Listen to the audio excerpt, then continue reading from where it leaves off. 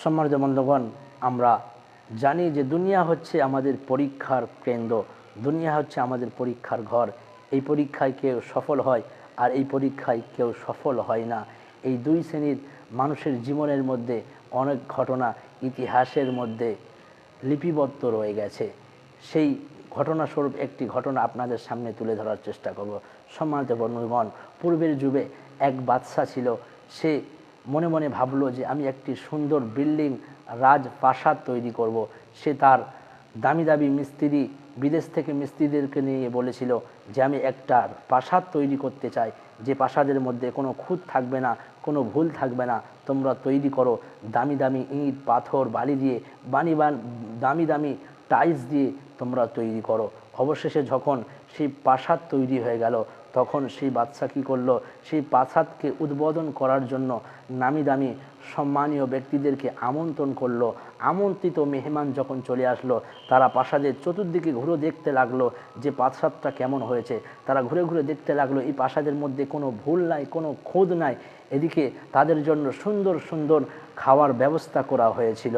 এদিকে বাদশাহ গেটের মধ্যে কিছু দরওয়ানকে দাঁড় করিয়ে রেখেছিল। কিসের জন্য? যে যখন এই আমন্ত্রিত মেহমান বেরিয়ে যাবে, তাদেরকে জিজ্ঞাসা করবে যে এই প্রাসাদের মধ্যে কোনো খুঁত আছে কিনা, এই প্রাসাদের মধ্যে কোনো ত্রুটি আছে কিনা, কোনো ভুল আছে কিনা। সেই সমস্ত দরওয়ান যখন আমন্ত্রিত মেহমানরা বেরিয়ে যাচ্ছিল, তখন তাদেরকে জিজ্ঞাসা করেছিল যে এই প্রাসাদের মধ্যে কোনো ভুল আছে কিনা, কোনো ত্রুটি আছে কিনা। তখন তারা বলেছিল এক বাক্যে যে এই প্রাসাদ এত সুন্দরভাবে নির্মাণ করা হয়েছে, নিখুঁতভাবে, এর মধ্যে কোনো খোদ নাই, এর মধ্যে কোনো ভুল নাই। তখন সেই বাদশাহ বলেছিল ঠিক আছে। অবশেষে যখন কয়েকজন যুবক সাধারণ পোশাক পরে বের হলো, তাদেরকে দরওয়ান জিজ্ঞাসা করলো যে তোমরা এই প্রাসাদ তো ঘুরিয়ে দেখলে, এই প্রাসাদের মধ্যে কোনো জায়গায় খুঁত আছে, কোনো জায়গায় ভুল আছে, এমন কিছু দেখেছো তোমরা? তখন সেই যুবকরা বলল সাধারণ পোশাক পরে যে আমরা এই প্রাসাদের মধ্যে দু জায়গায় খুঁত দেখেছি, দুই জায়গায় ভুল দেখেছি।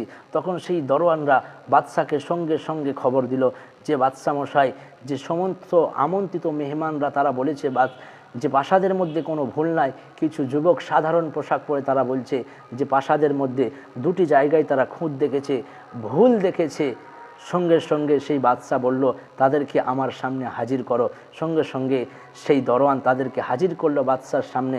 বাদশা জিজ্ঞাসা করলো যে তোমরা প্রাসাদের মধ্যে কোথায় ভুল দেখেছো, কোথায় ত্রুটি দেখেছো, আমাকে বলো।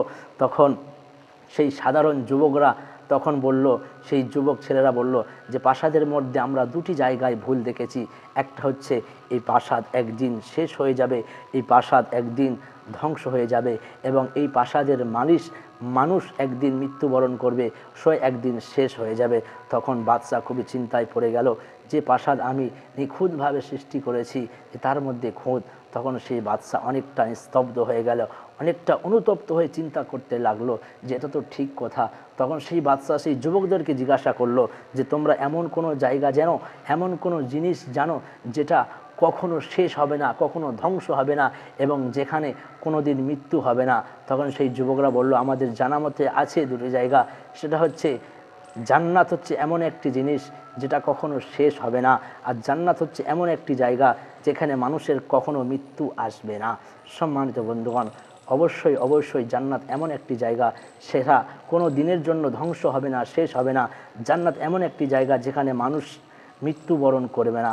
সম্মানিত বন্ধুগণ, সেই বাদশাহ বুঝতে পারলেন, নিস্তব্ধ হয়ে অনুতপ্ত হয়ে আল্লাহর দিকে তাকিয়ে তার রাজপ্রাসাদ ছেড়ে দিয়ে সঙ্গে সঙ্গে সাধারণ পোশাক পরিধান করে সেই যুবকদের সাথে আল্লাহর রাস্তায় বেরিয়ে গিয়েছিল, আল্লাহর ইবাদত বান্দিগির মধ্যে লিপ্ত হয়ে গিয়েছিল।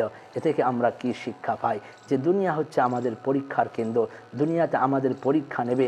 দুনিয়ায় যা কিছু করি না কেন এই দুনিয়াতে থেকে যাবে, দুনিয়া একদিন শেষ হয়ে যাবে, ধ্বংস হয়ে যাবে। এই দুনিয়া আমার রঙিন পরিচয় একদিন মুছে দেবে।